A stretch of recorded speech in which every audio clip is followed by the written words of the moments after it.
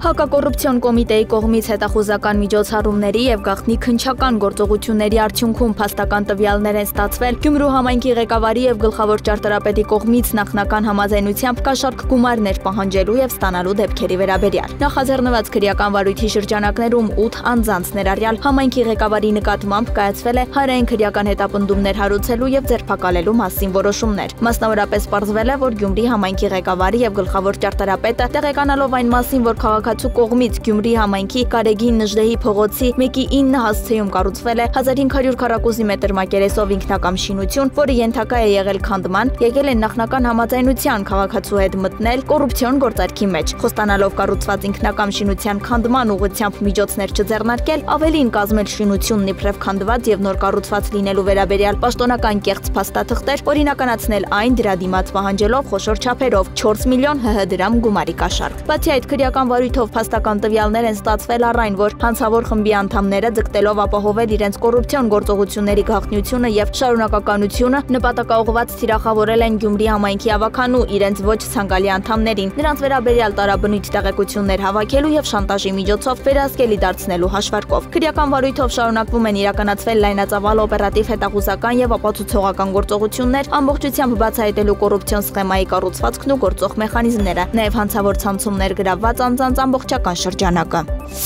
Ներքին գործերի նախարարության ոստիկանությունը նախազգուշացնում է, որ տարբեր անձանց կողմից իրավապահ մարմինների օրինական մասնագիտական գործունեությանը խոչընդոտելը եւ միջամտելը Հայաստանի օրենսդրության համաձայն կարող են հանգեցնել քրեական պատասխանատվության։ ՆԳՆ-ն հորդորում է ձեռնպահ մնալ հակաիրավական վարքագծի ցանկացած դրսևորումներից։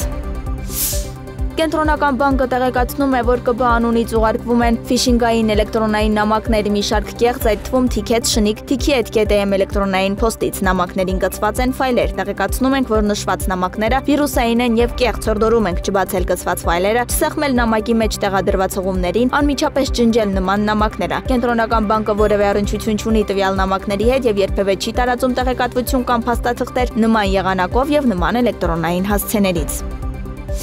Հոնկոնգի օդանավակայանում բեռնատար ինքնաթիռը դուրս է եկել թռիչքուղուց եւ բախվել անվտանգության պարեկային մեքենային, որից հետո երկուսն էլ ընկել են ծովը, զոհվել են մեքենայում գտնվող 2 անձինք, հայտնել են իշխանությունները։ Ինքնաթիռի անձնակազմի անդամները չեն տուժել։ Boeing 747-ը վայրեջք է կատարել Հոնկոնգի միջազգային օդանավակայան Դուբայից։ Ինքնաթիռը շահագործվում էր Դուբայում գործող Emirates երկարաժամկետ ավիափոխադրողի կողմից վարձակալված պայմանագրով։